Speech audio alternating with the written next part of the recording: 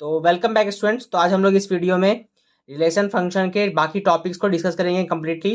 तो आज ये जो लेक्चर है हमारा, ये सेकेंड एंड लास्ट लेक्चर है रिलेशन फंक्शन का। और नेक्स्ट वीडियो में हम लोग बात करेंगे इनवर्स ट्रिग्नोमेट्री के बारे में। तो सबसे पहले बात कर लेते हैं फंक्शन क्या है। तो फंक्शन एक रिलेशन है, ए से बी का रिलेशन है, ठीक है। लेकिन इसमें कंडीशन है कि अगर ए कोई एलिमेंट है बी की, अगर कोई एक एलिमेंट है स्मॉल ए, अगर ए का कोई एलिमेंट ए है, ठीक है, और स्मॉल बी एलिमेंट है हमारा बी का कोई एलिमेंट है बी, जैसे मान लो ये ए हो गया, ये हमारा बी मान लेते हैं, ठीक है, ठीक है। और एक कंडीशन क्या है, अगर ए बी मतलब ए और बी की रिलेशन बन रही है, और फिर उसी तरह ए और सी की रिलेशन बन रही है, मान लो यहाँ ए है, यहाँ बी है, यहाँ सी है। अगर ए और बी की रिलेशन बन रही है, ए और सी की रिलेशन बन रही है, तो ये जो बी और सी है ये क्या होना चाहिए, इक्वल होनी चाहिए। बी और सी क्या होने चाहिए, इक्वल होनी चाहिए। मतलब सिंपल कि अगर कोई एलिमेंट ए का एक एलिमेंट लिए, उसका दो इमेज नहीं बनना चाहिए, दो इमेज नहीं बनना चाहिए। मतलब अगर इसका रिलेशन बी के साथ है और रिलेशन सी के साथ है, ठीक है, अगर बी और सी दोनों अलग अलग है, अगर बी और सी दोनों अलग अलग है यानी नॉट इक्वल है, तो इस केस में हम लोग कहेंगे कि ये फंक्शन नहीं है। यानी किसी एक एलिमेंट फर्स्ट बैग का, ये फर्स्ट बैग है, फर्स्ट बैग का अगर दो एलिमेंट हो जा रहा है, फर्स्ट बैग का अगर रिलेशन दो एलिमेंट के साथ हो जा रहा है, तो इस केस में हम लोग फंक्शन नहीं कहेंगे। लेकिन अगर इसका उल्टा करें कि अगर ए का रिलेशन बी के साथ और सी का रिलेशन ए के साथ, ऐसा कर लेते हैं मान लो, तो इस केस में हम लोग फंक्शन कह सकते हैं। ये कंफर्म रखना कि मतलब दो का एक इमेज हो सकता है, किसी दो एलिमेंट्स का किसी एक एलिमेंट के साथ रिलेशन हो सकता है, लेकिन एक एलिमेंट का किसी और दो रिलेशन दूसरे बैग के दो एलिमेंट के साथ रिलेशन नहीं होना चाहिए, ठीक है। तो ये भी बताना जरूरी था और ये भी बताना जरूरी था फंक्शन को समझने के लिए। तो फंक्शन सिंपल समझ में आ गया, किसी एक का दो इमेज नहीं होना चाहिए, किसी एक का दो इमेज नहीं होना चाहिए, ठीक है। अब आते हैं वर्टिकल लाइन टेस्ट। तो फंक्शन को टेस्ट करने का एक तरीका होता है वर्टिकल लाइन टेस्ट। तो वर्टिकल लाइन टेस्ट हम लोग कर्व का ग्राफ को में ही समझ सकते हैं। तो वर्टिकल लाइन टेस्ट क्या बोलता है कि अगर अगर कोई एक हम वर्टिकल लाइन ड्रॉ करें, यही वर्टिकल लाइन होता है, अगर हम वर्टिकल लाइन ड्रॉ करते हैं, ठीक है, वर्टिकल लाइन अगर ड्रॉ करते हैं, सीधा सीधा लाइन, अगर वो कर्व को मोर देन वंस में कट करता है, मोर देन वंस में एक से ज्यादा बार कट करेगा, तो उस केस में हम लोग फंक्शन नहीं कहेंगे। जैसे मान लो यहाँ पे एक लाइन ड्रॉ करते हैं, कहीं पे कहीं भी ड्रॉ करते जाओ, ऐसे ड्रॉ करो, ऐसे ड्रॉ करो, देखो ये जो कर्व है उसको सिर्फ एक पॉइंट पे कट कर रही है। इस तरह तुम बहुत सारे ड्रॉ कर सकता है, ठीक है। तो जब देख रहे हो कि एक ही जगह कट कर रहा है, डेट मीन्स इस केस में हम लोग क्या बोलेंगे कि ये फंक्शन है।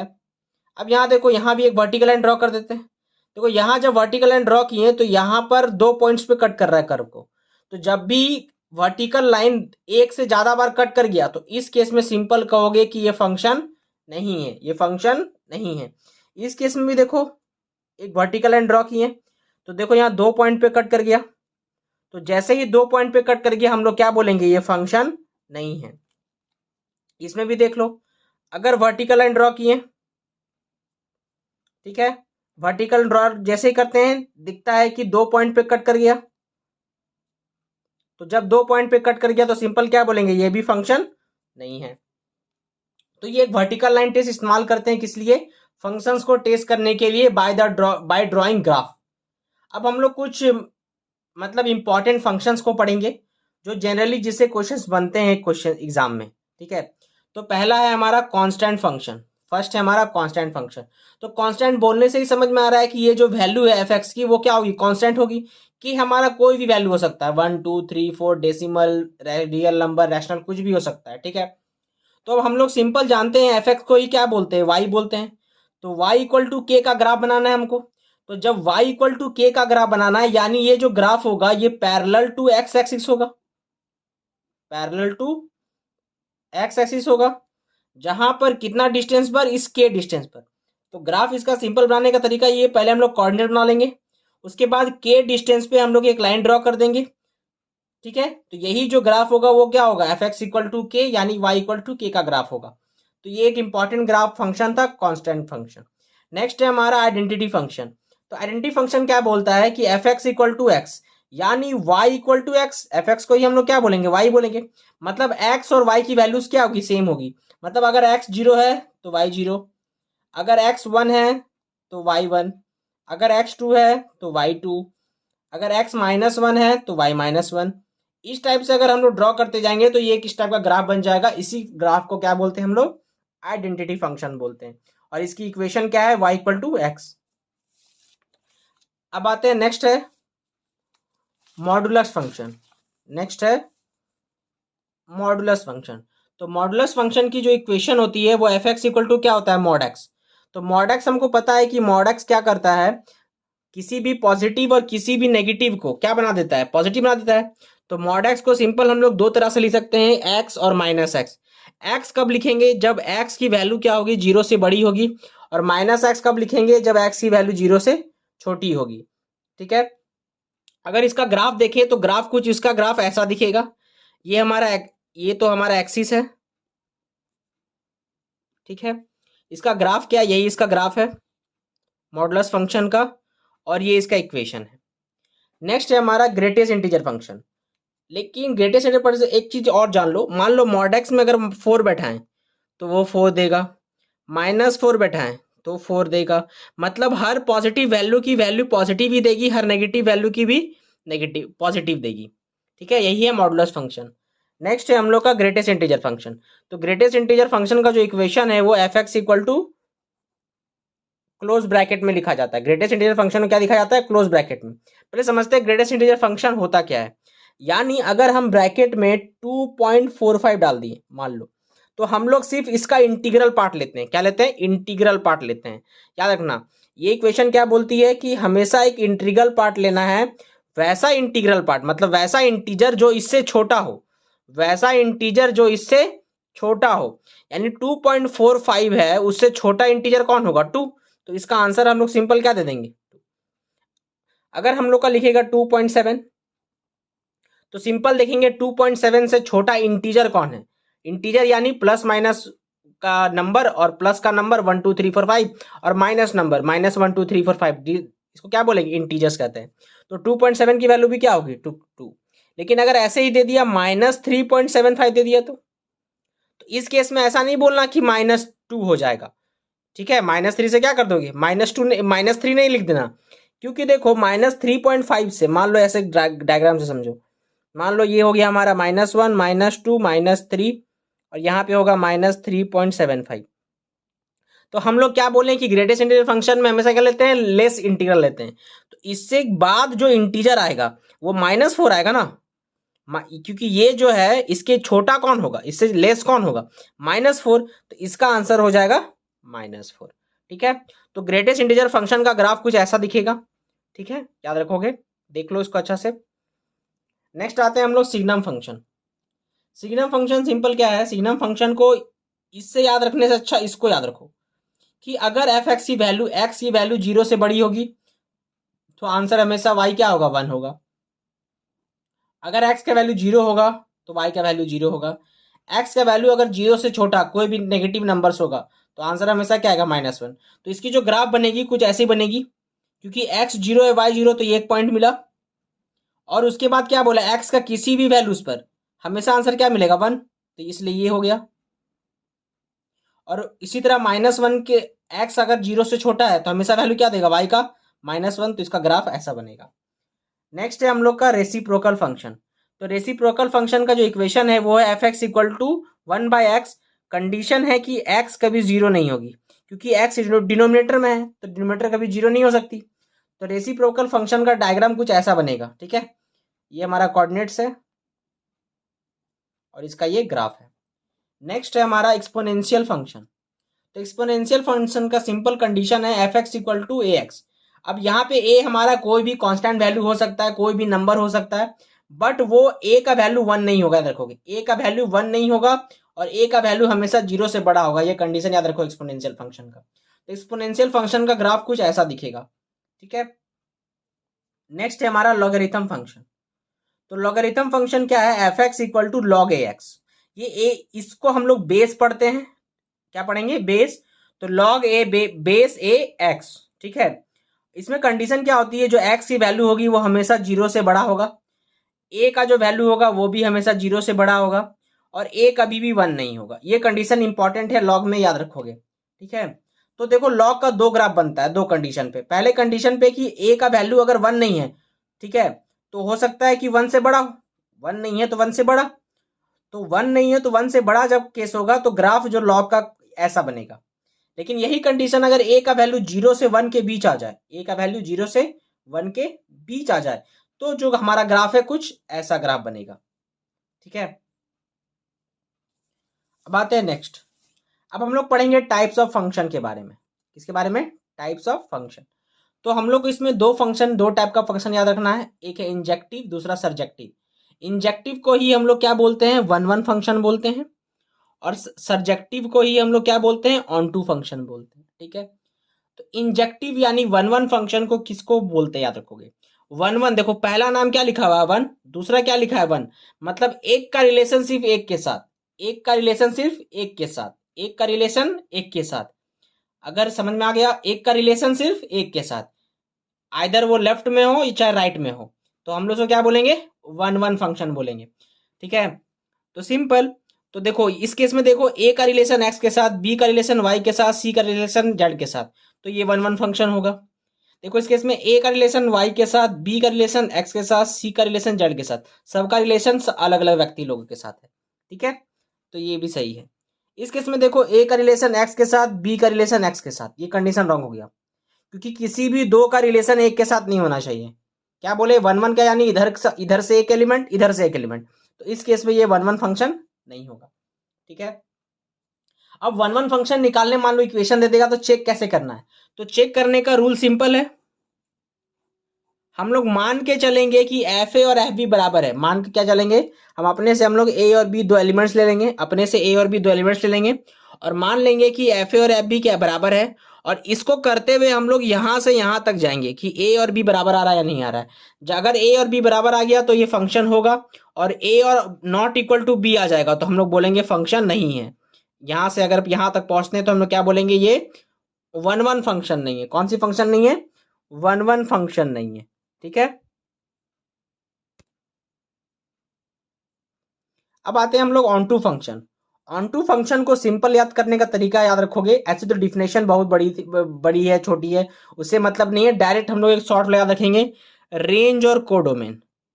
अगर उसकी रेंज और कोडोमेन बराबर है, अगर उसकी रेंज और कोडोमेन बराबर है, तो हम लोग सिंपल बोलेंगे कि वो ऑन टू फंक्शन है। क्या बोले? ऑन टू फंक्शन है।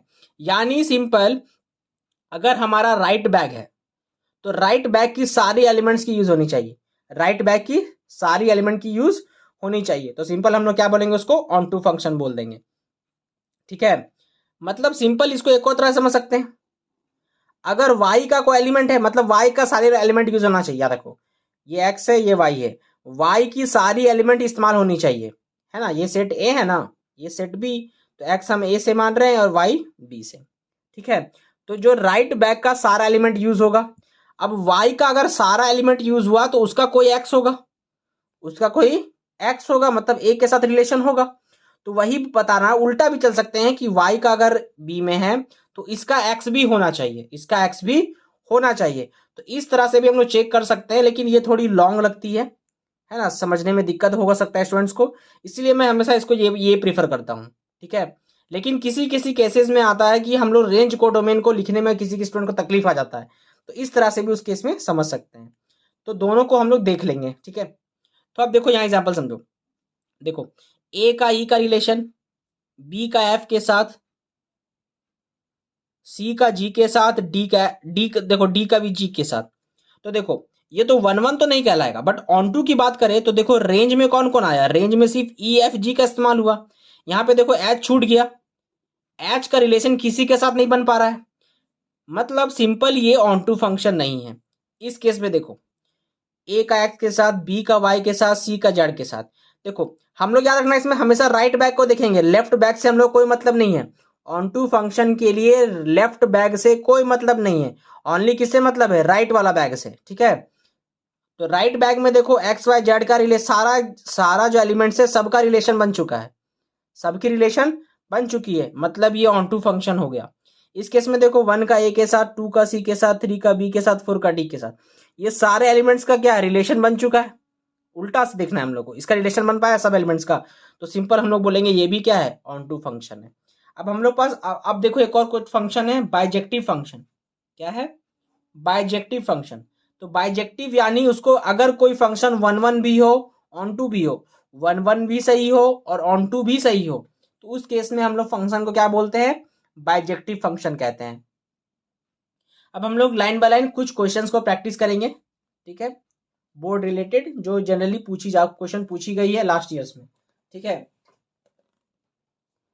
तो जो पहला क्वेश्चन है वो है F X equal to 2x-3, फिर फंक्शन दी हुई है और फंक्शन की रिलेशन क्या है, रैशनल नंबर से रैशनल नंबर का रिलेशन है, मतलब क्यू क्या है, रैशनल नंबर है, ठीक है, यहाँ तक क्लियर है।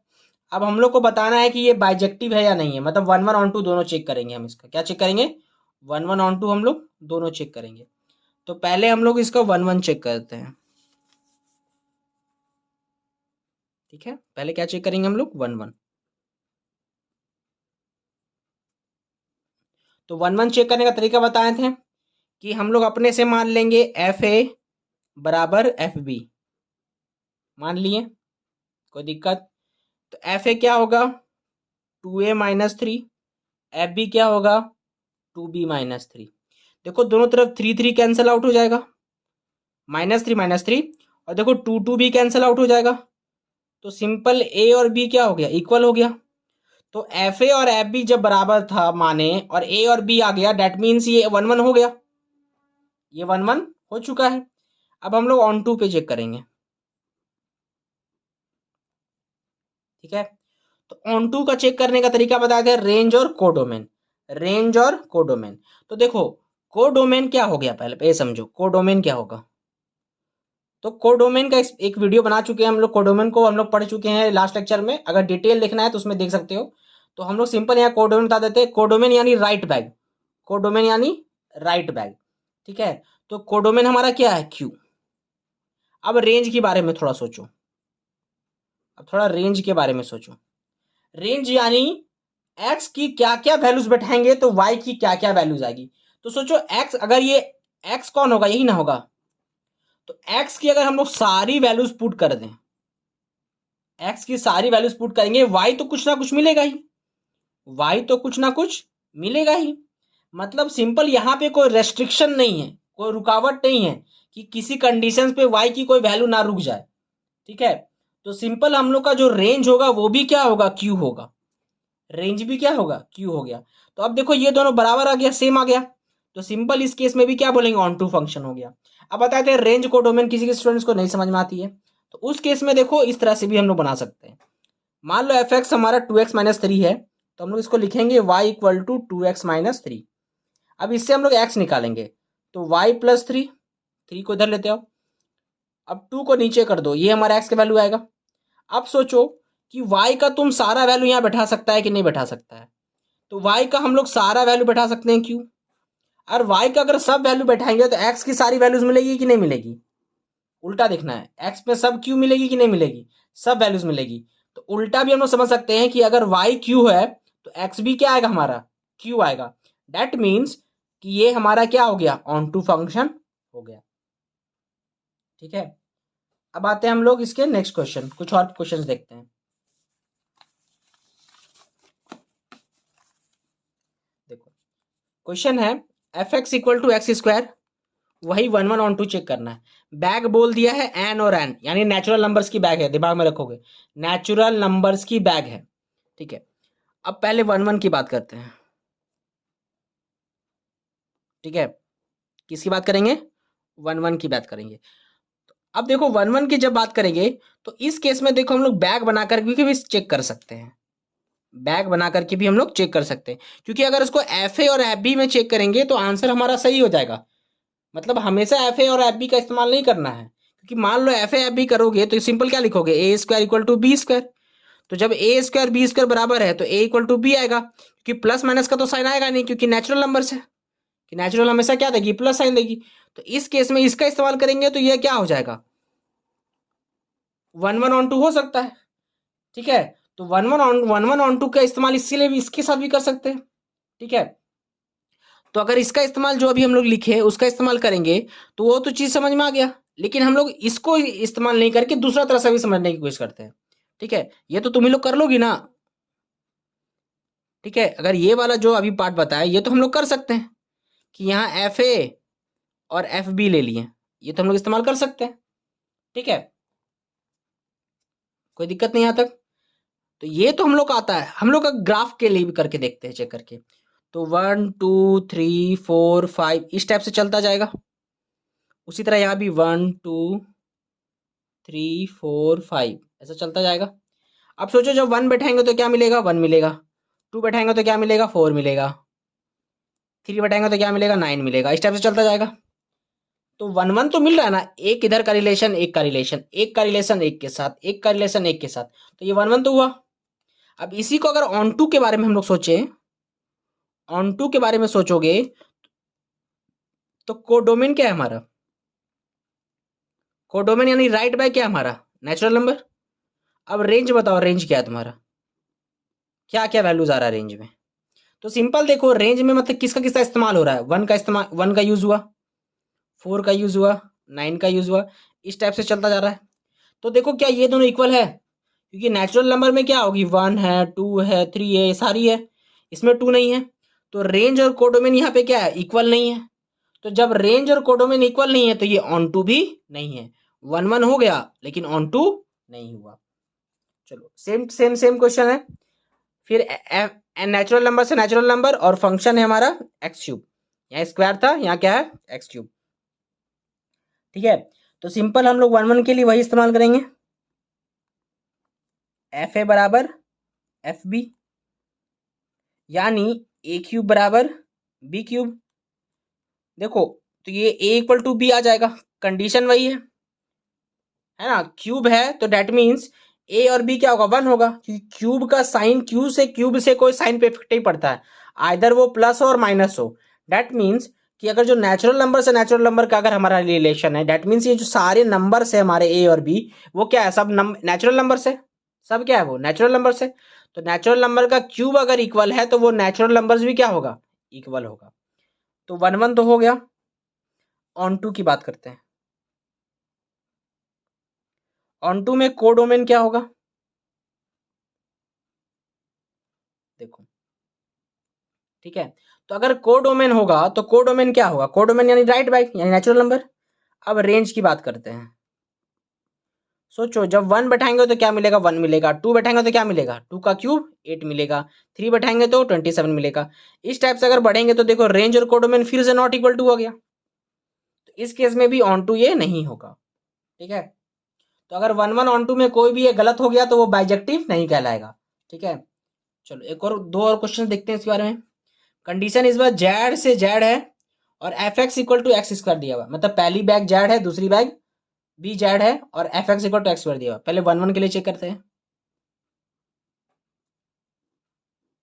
1 1 के लिए यानी एफ ए इक्वल टू क्या होगा, एफ बी, यानी A square equal to B square. अब बी को इधर लेते आओ तो सिम 0 हो जाएगा। तो ए माइनस बी इक्वल टू क्या होगा, और ए प्लस भी ले सकते हैं, यानी ए का जो वैल्यू होगा वो क्या होगा, एक बार बी होगा और ए का वैल्यू एक बार माइनस बी होगा। ठीक है, अब बोलोगे सर कि ये चीज आप यहां क्यों नहीं किए, इस केस में बी क्यों नहीं लाए, क्योंकि इसमें जरूरत नहीं है हमको, क्योंकि दोनों क्या है पॉजिटिव है। तो दोनों का अगर पॉजिटिव है तो स्क्वायर कैंसल आउट हम लोग कर सकते हैं, लेकिन यहाँ पे देखो इंटीजर का यूज है, यहाँ पे इंटीजर का यूज है ना, इसलिए हम लोग इसलिए इस तरह से इस्तेमाल किए। तो अब देखो जब ए का वैल्यू क्या आया, एक बार हम लोग लेके चले ये, एक बार बी, दो चीज आ गया, तो जब भी दो चीज आएगा तो भी ये 1 1 ऑन नहीं कहलाएगा, 1 1 नहीं कहलाएगा। ठीक है, मान लो इस तरह से थोड़ा नहीं समझ में आया तो हम लोग इस तरह से समझने की कोशिश करेंगे, बैक से समझो। अगर मान लो तुम -1 बैठाओगे तो भी क्या मिलेगा, 1 मिलेगा, और अगर +1 बैठाओगे तो भी क्या मिलेगा, 1। मतलब -1 का रिलेशन 1 के साथ, 1 का भी रिलेशन 1 के साथ। इस केस में -1 बैठाओगे तो 1 आएगा, 1 भी बैठाओगे तो क्या आएगा, 1 आएगा। तो इस केस में सिंपल देखो कि दोनों का दो का रिलेशन एक के साथ, तो भी तो ये 1 1 नहीं होगा। एग्जाम्पल थ्रू भी समझ में आ गया तुम लोग को। ठीक है। अब बात करते हैं ऑन टू की। ऑन टू के लिए देखो कोडोमेन क्या है, कोडोमेन यानी राइट बैक यानी जेड। रेंज की बात करते हैं। रेंज तो देखो नेगेटिव से स्टार्ट होगी, हम लोग सिंपल -3 बैठाएंगे तो क्या मिलेगा बताओ, -3 बैठाएंगे तो क्या मिलेगा बताओ, -3 मिलेगा तो क्या बैठाएंगे बताओ, 9 मिलेगा। -2 बैठाएंगे तो 4, 2 बैठाएंगे तो 4, 1 बैठाएंगे तो 1, यानी जो भी नेगेटिव वैल्यूज बैठाएंगे सब पॉजिटिव बना देगा ये। तो जब पॉजिटिव बना देगा तो यहाँ कोई नेगेटिव या बचेगी ही नहीं। तो सिंपल कहाँ से स्टार्ट करेंगे, जीरो से। तो देखो जीरो बैठाएंगे तो 0, 1 बैठाएंगे तो 1, 2 बैठाएंगे तो 4, फिर 3 बैठाएंगे तो 9, इस टाइप से चलता जाएगा। कि इसमें कोई पॉजिटिव नेगेटिव स्टार्ट ही नहीं करेगी क्योंकि स्क्वायर वाली फंक्शन है। तो किसी भी नेगेटिव को क्या कर देगा, वो पॉजिटिव कर देगा। अब देखो रेंज और कोडोमेन क्या हो गया, नॉट इक्वल। जब नॉट इक्वल हो गया तो ये ऑन टू फंक्शन नहीं हुआ, कोई दिक्कत नहीं। आगे बढ़ते हैं। फिर से क्या, अब रैशनल नंबर है, क्या है रैशनल नंबर। कंडीशन है F X equal to X Q plus 1, 1 1 onto देखना है। पहले 1 1 की बात करते हैं। तो 1 1 कैसे लेके चलेंगे, F A equal to F B, यानी A cube plus 1 equal to B cube plus 1। अब देखो यहाँ 1 1 कैंसल आउट हो गया।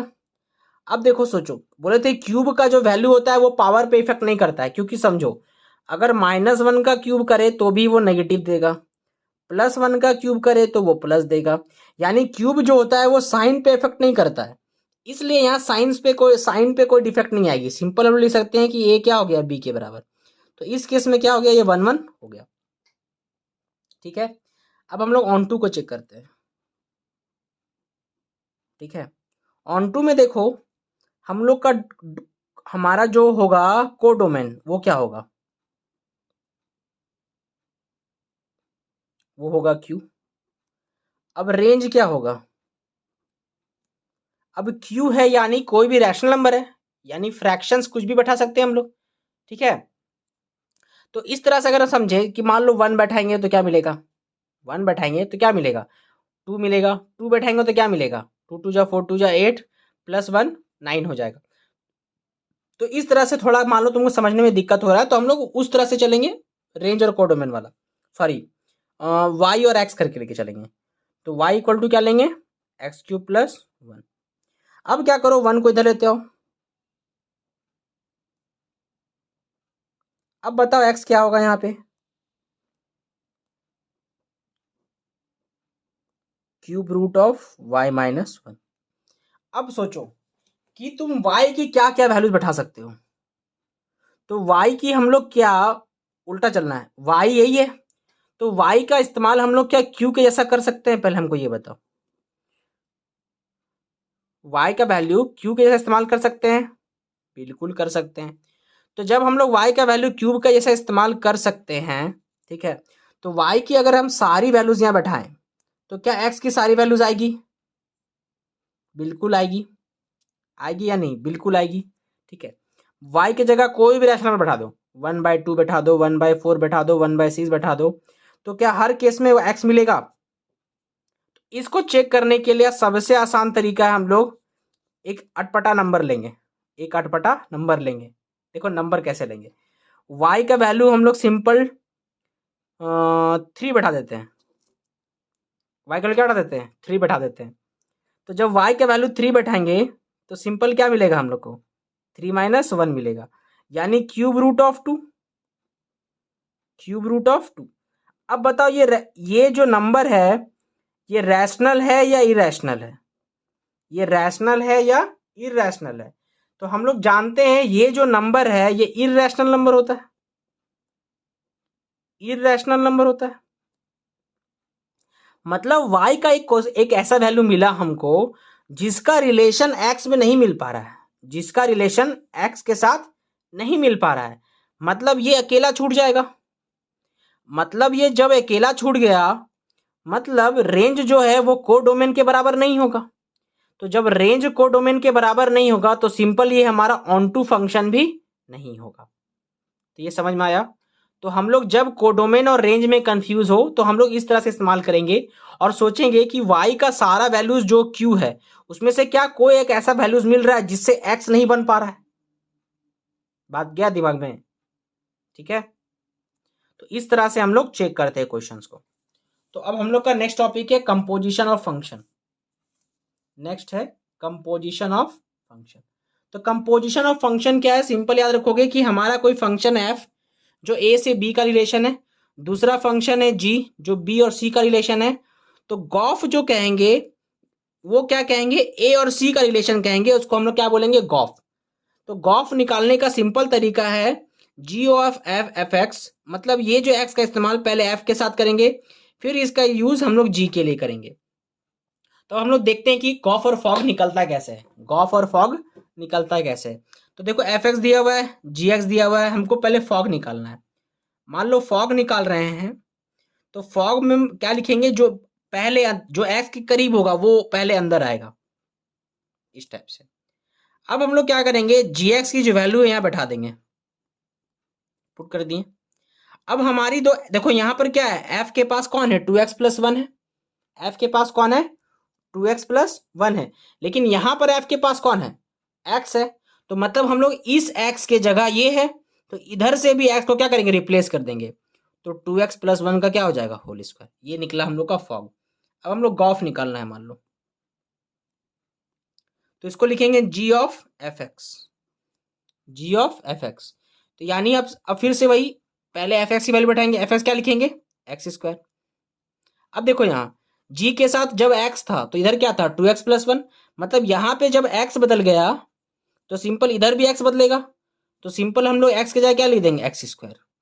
तो इस केस में गॉफ ये आएगा। अब इस क्वेश्चन में आओ, फिर से निकालनी क्या है हमें? फॉग। तो फॉग यानी एफ ऑफ जी एक्स। ठीक है, अब हम लोग क्या बैठा देंगे? जी एक्स की जगह एक्स स्क्वायर। अब इस एक्स स्क्वायर का वैल्यू कहाँ बैठेगा? साइन वाला एक्स के पास, यानी साइन एक्स स्क्वायर। मान लो गॉफ निकालनी है। क्या निकालनी है? गॉफ। तो गॉफ निकालनी यानी जी ऑफ एफ एक्स निकालनी है। क्या निकालनी है? जी ऑफ एफ एक्स निकालनी है। तो एफ एक्स क्या है हमारी? साइन एक्स है। मतलब ये साइन एक्स कहाँ जाएगा? जी वाला एक्स पास, यानी साइन एक्स की होल स्क्वायर। तो इसको तो पता है साइन एक्स की होल स्क्वायर लिखते नहीं, हम लोग क्या लिखते हैं? साइन स्क्वायर एक्स लिखते हैं। ठीक है, अब देखो इसी तरह एफ एक्स और जी एक्स है, फिर से वही फॉग और गॉफ निकालनी है। क्या निकालनी है? फॉग और गॉफ। तो जब वो फॉग निकालनी है, क्या निकालनी है? फॉग, यानी एफ ऑफ जी एक्स निकालनी है। तो जब जी एक्स निकालनी है तो सबसे पहले जी एक्स की वैल्यू बैठाएंगे। अब ये वाली एक्स कहाँ जाएगी? एफ वाली एक्स के पास।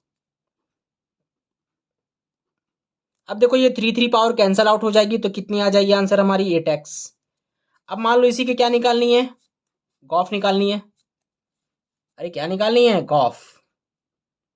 तो गॉफ यानी जी ऑफ एफ एक्स। तो जी ऑफ एफ एक्स यानी एफ एक्स की वैल्यू बैठाएंगे। एफ एक्स क्या है? 8x3। अब ये 8x3 कहाँ ट्रांसफर हो जाएगा? जी वाले एक्स के पास। अब देखो अंदर हमको क्यूब बनाना होगा तब ना यहाँ 3 काट पाएंगे। देखो ये 2 का क्यूब है और ये एक्स का क्यूब है, ऐसा ले सकते हैं। अब ये 1/3 से क्या हो जाएगा? इनटू। अब ये 3 क्या होगी? Cancel out. आंसर क्या आ जाएगी हमारी? 2x। चलो अब इसका फॉग और गॉफ निकालते हैं।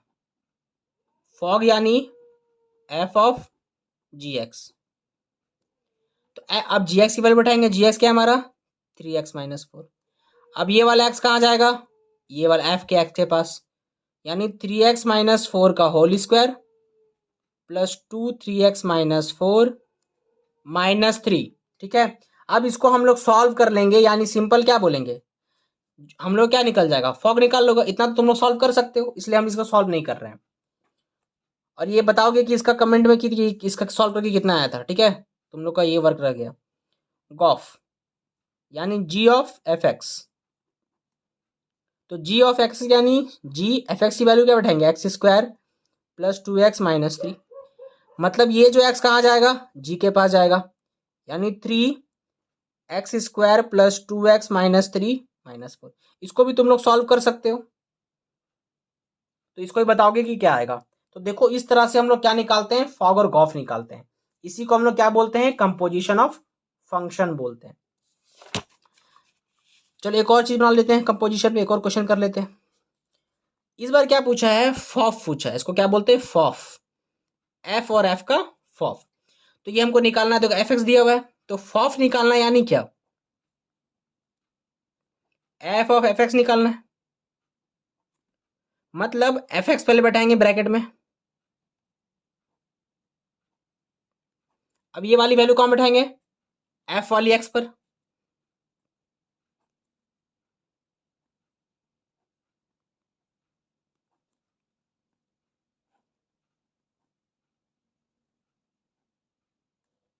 ठीक है, अब सॉल्व कर लो। एलसीएम लोगे तो 2x माइनस 3 ऊपर, नीचे के लिए भी एलसीएम लोगे तो 2x माइनस 3 एलसीएम। तो यहाँ कितना आ जाएगा, देखो 3 3 जा 9x, माइनस 3 2 जा 6। अब ये 2 इससे मल्टीप्लाई होगा यानी माइनस 4x। ठीक है, और यहाँ क्या आएगा, माइनस माइनस प्लस 6। अब यहाँ पे क्लिक करते हैं, 2 3 जा 6x माइनस 4, यहाँ पे करो तो minus 6x minus minus plus 3 यानी 9। देखो ये कैंसल आउट, ऊपर 6 6 कैंसल आउट, नीचे 6x कैंसल आउट।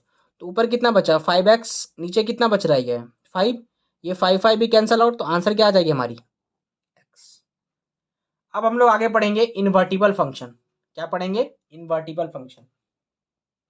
तो देखो इन्वर्टिबल फंक्शन सिंपल है, अगर वो बाइजेक्टिव है, अगर वो बाइजेक्टिव है तो उसको हम लोग क्या बोलेंगे, इन्वर्टिबल फंक्शन बोलेंगे। दिमाग में रहा, अगर वो बाइजेक्टिव है तो उसे हम लोग क्या बोलेंगे, इन्वर्टिबल फंक्शन कहेंगे। तो देखो क्वेश्चन है, F X equal to 3x minus 7, real number से रियल नंबर इन्वर्टिबल है कि नहीं बताना है, मतलब शो करना है, तो दोनों सही होगा, और एफ इनवर्स निकालना है।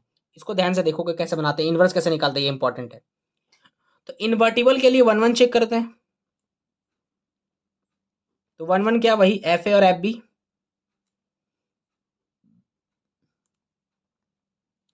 तो एफ ए एफ बी में यानी 3a माइनस 7, 3b माइनस 7। देखो 7 7 कट जाएगा, 3 3 कट जाएगा, ए और बी बराबर आ गया। यहां से चले यहां तक सही हो गया 1 1। ऑन टू के लिए, ऑन टू के लिए रेंज देखो, रियल नंबर है, रियल नंबर सबसे आसान समझना होता है। रियल नंबर अगर है तो रेंज और कोडोमेन जनरली इक्वल होगा, जनरली इक्वल होगा। कंडीशंस कहाँ पे अटक जाता है, जहां पे रूट आता है, ठीक है, वहां पे कंडीशंस रुक जाती है। ठीक है, बट इस केस में हमेशा क्या होगी, रियल नंबर अगर नॉर्मल फंक्शंस दी हुई है, ठीक है, तो उस केस में रेंज और कोडोमेन हमेशा क्या होती है, बराबर होती है। लेकिन फिर भी तसल्ली के लिए बार चेक कर लेते हैं। तो y इक्वल टू क्या मान लेंगे, 3x माइनस 7।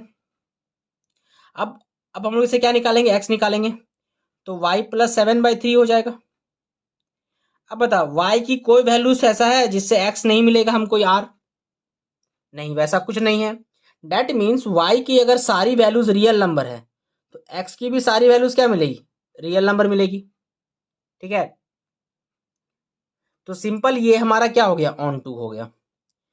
अब ऑन टू और 1 1 हो गया, यानी ये बाइजेक्टिव भी हो गया।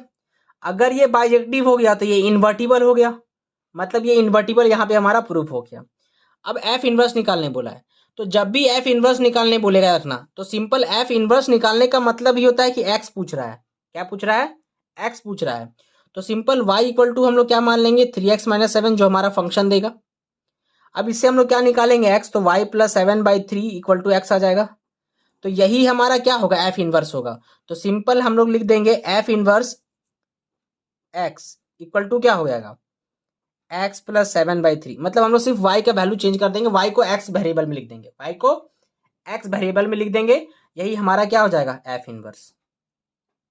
ठीक है, बहुत से लोग ऐसे भी करते हैं, एफ इनवर्स y लिख देते हैं, तो सिंपल हम लोग y प्लस 7/3 लिख देंगे। यानी वेरिएबल्स तो कुछ भी हो सकता है ना, A B C D E F G H I anything. तो इस केस में कंफ्यूज मत होना कि मेरा ये है, मेरे फ्रेंड का ये है, तो ऐसे कंफ्यूज मत करना। ठीक है, क्योंकि वेरिएबल्स हम लोग बदल सकते हैं। तो ये था इन्वर्टिबल फंक्शन। इन्वर्टिबल फंक्शन का हम लोग एक और क्वेश्चन कर लेते हैं समझने के लिए। ठीक है, इसमें भी हम लोग क्या निकालना है, एफ इनवर्स निकालना है। तो हमारा एफ एक्स है, क्या निकालनी है हमको, एक्स निकालनी है। तो वाई मान लेंगे पहले,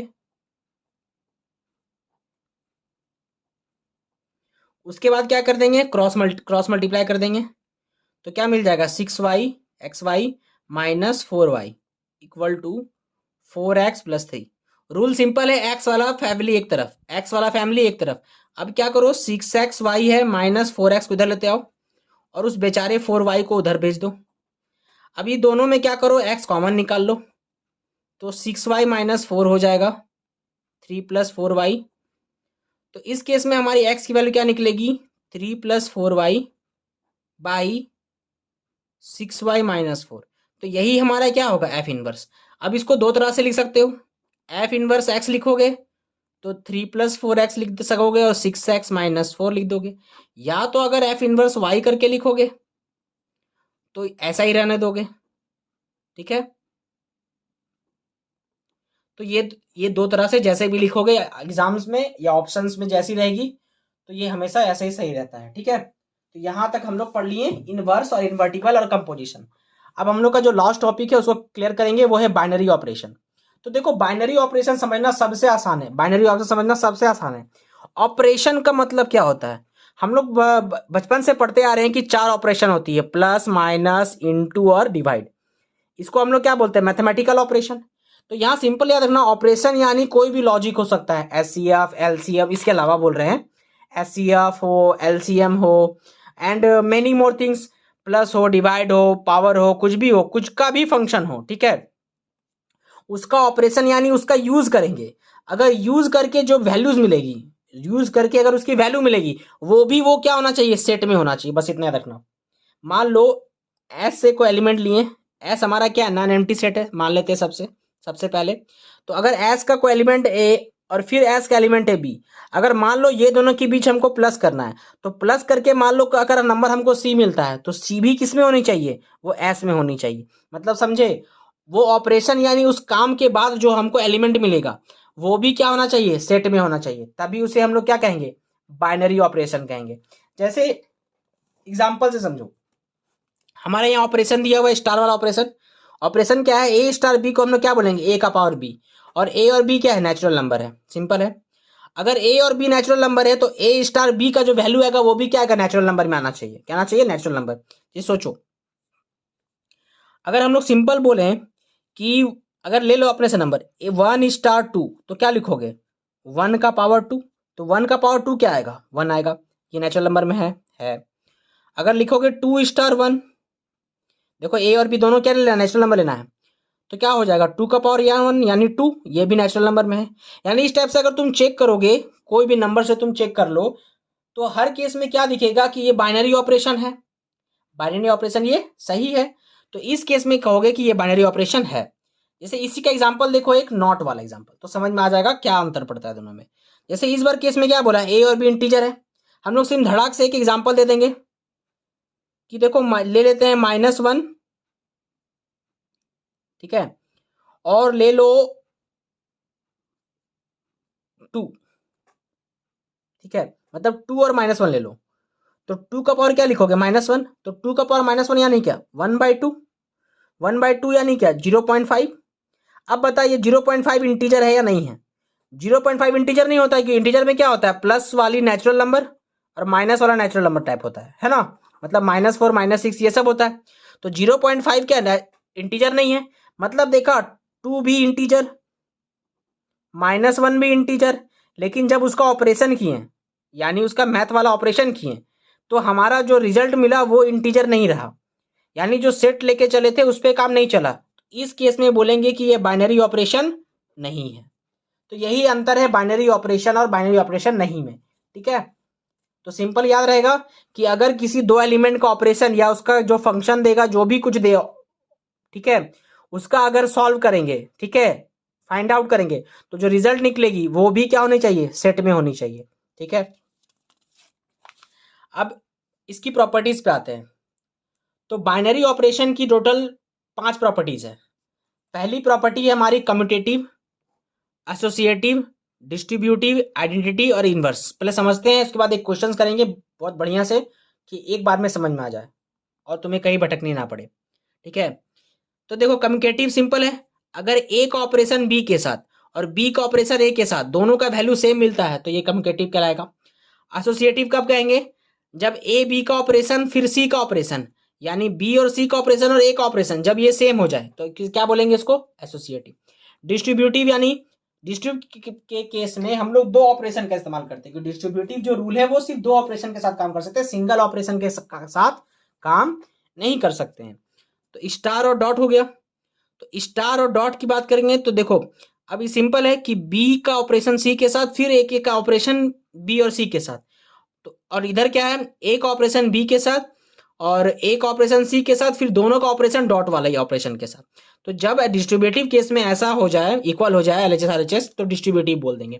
तो डिस्ट्रीब्यूटिव से जनरली क्वेश्चंस बहुत कम पूछी जाती है, जनरली कम्युनिकेटिव, एसोसिएटिव, आइडेंटिटी और इनवर्स से ही पूछी जाती है, ठीक है। अब आते हैं हम लोग आइडेंटिटी में। तो आइडेंटिटी सिंपल है, ई कोई एलिमेंट होगा उसी को हम लोग आइडेंटिटी बोलेंगे। कंडीशन सिंपल है कि ई जो होगा वो ए के साथ अगर उसका ऑपरेशन करें, एक बार पीछे रखकर एक बार आगे रखकर, अगर दोनों के केस में वैल्यू हमेशा क्या देगा? ए देगा। तो ई की जब ऐसी वैल्यू निकलेगी तब हम लोग क्या बोलेंगे? ई क्या है? आइडेंटिटी एलिमेंट है।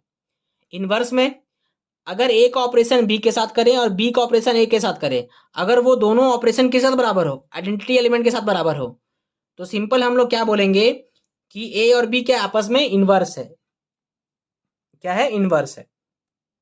चलिए क्वेश्चन है, ए का ऑपरेशन बी के साथ करें और एलसीएम है ए और बी का, ठीक है, मतलब ऑपरेशन का क्या है? ऑपरेशन जो है क्या है? वो एलसीएम है। ऑपरेशन क्या है? एलसीएम है, जिसमें ए और बी क्या है? नेचुरल नंबर्स है। A and B are natural numbers. हमको पूछ रहा है क्या ये कम्यूटेटिव है, एसोसिएटिव है, आइडेंटिटी निकालना है और इनवर्स निकालना है, ठीक है। तो पहला हम लोग कम्यूटेटिव के लिए काम करते हैं। तो सिंपल मान लो हम लोग ए स्टार बी लिखते हैं, यानी LCM of A B, LCM of A B, ठीक है। अगर इसी तरह हम लोग बोले बी स्टार ए, तो इसको क्या बोलेंगे? एलसीएम ऑफ बी ए। पता है एलसीएम ऑफ ए बी और एलसीएम बी ए क्या होता है? दोनों बराबर ही होता है, तो इसको भी हम लिख सकते हैं एलसीएम ऑफ ए बी। तो देखो ये दोनों सेम हो गया, यानी ए स्टार बी और बी ऑपरेशन ए दोनों क्या हो गया? सेम हो गया। तो जब ये दोनों सेम हो गया तो ये हमारा कम्युनिकेटिव हो गया। एसोसिएटिव में उसी तरह करना है। अगर A star B star C को क्या लिखेंगे हम लोग? लिखेंगे LCM of A B star C, यानी फिर लिखेंगे LCM of A B C, ठीक है। उसी तरह अगर मान लो चले अब दूसरा आरएचएस को, ए स्टार बी स्टार सी, तो इसी तरह चलेंगे तो इसको भी क्या मिलेगा? हम लोग LCM of A B and C. तो देखो ये दोनों इक्वल हो गया, तो ये भी एसोसिएटिव भी हो गया। आइडेंटिटी एलिमेंट निकालना है हमको, तो आइडेंटिटी एलिमेंट निकालने के लिए क्या बोले? ई लेके चलते हैं। तो आप लोग अपने से लेके चलेंगे कि A star E equal to E star A. तो ए स्टार ई को क्या लिख देंगे हम लोग? LCM of A equal to A LCM of E A. अब समझो, इसको हम लोग लेके चलते हैं। सोचो अगर एलसीएम ऑफ ए और ई का एलसीएम क्या आ रहा है? ए आ रहा है, समझो मतलब ई कोई एक ऐसा नंबर होगा जो ए को इफेक्ट नहीं कर रहा है। ई कोई एक ऐसा नंबर होगा जो ए को इफेक्ट नहीं कर रहा है, डेट मीन्स, और ए क्या है? हमारा नेचुरल नंबर है। तो अगर एक नेचुरल नंबर किसी का दूसरे नेचुरल नंबर के साथ एलसीएम लेते हैं तो एलसीएम कुछ आएगा ही। जैसे मान लो 2 और 3 का एलसीएम लोगे तो 6 देगा, 2 और 4 का लोगे तो 4 देगा, ठीक है। ऐसे केसेस में हम लोग सिंपल समझ सकते हैं, ठीक है, कि ई जो है नंबर है वो एलसीएम जो आ रहा है ये 1 होगा। ई क्या होगा? 1 होगा, क्योंकि ए का और 1 का एलसीएम अगर क्या आ रहा है? ए आ रहा है, डेट मीन्स ई हमेशा क्या होगा? 1 होगा, ठीक है। तो ई की वैल्यू क्या होगी? हमेशा 1 होगी। तो आइडेंटिटी एलिमेंट क्या निकल गया हमारा? 1। क्या निकला आइडेंटिटी एलिमेंट? 1। अब आते इनवर्स पे। इनवर्स में सिंपल क्या है? A star B equal to E equal to B star A. तो ए स्टार बी यानी LCM of A B equal to E यानी 1 एलसीएम ऑफ बी ए। अब सोचो ए और बी का जब एलसीएम 1 आ रहा है, किसी भी दो नंबर का अगर एलसीएम 1 आए, या इसका मतलब क्या निकलता है? वो दोनों नंबर क्या होगा? 1 होगा, यानी ए और बी क्या होगा 1। तो मतलब सिंपल है कि 1 ही ऐसा एलिमेंट है जो इनवर्स होगा खुद का। क्या बोले, 1 ही वैसा एलिमेंट है वो क्या होगा, खुद का इनवर्स होगा। मतलब 1 इज द इनवर्स एलिमेंट, यही क्या है हमारा इनवर्स एलिमेंट है, इनवर्स एलिमेंट है। देखो, तो यहाँ पे हमारा ये वीडियो कंप्लीट होता है। तो हम लोग नेक्स्ट वीडियो में डिस्कस करेंगे क्या चीज का, इनवर्स ट्रिग्नोमेट्री चैप्टर को। ठीक है, तो देखो ऐसे तो क्वेश्चंस बहुत है प्रैक्टिस करने के लिए, बट ये क्रैश कोर्स है यानी सिंपल रिवीजन है तुम लोग का। तो रिवीजन में इतना डिटेल बताना पॉसिबल नहीं है। ठीक है, इसलिए इसे क्वेश्चंस इसमें कम रखी गई है और वैसे क्वेश्चंस रखी गई है जो लास्ट ईयर में पूछी गई है, और साथ में तुम लोग का रिवीजन इसमें क्लियर हो जाए, मतलब जो पढ़े हैं वो एक बार रिवाइज हो जाए। इसलिए ये वीडियो बनाने का मकसद था। ठीक है, कि जल्द से जल्द आप लोग का बोर्ड से पहले क्या करूं, मैं सारा चैप्टर खत्म कर दूं क्लास 12 का, जिससे आप लोग के बेनिफिट्स हो जाए। ठीक है, तो फिर मिलते हैं, tata bye bye next video में। तो पढ़ते रहें, जीते रहें, मस्त रहें।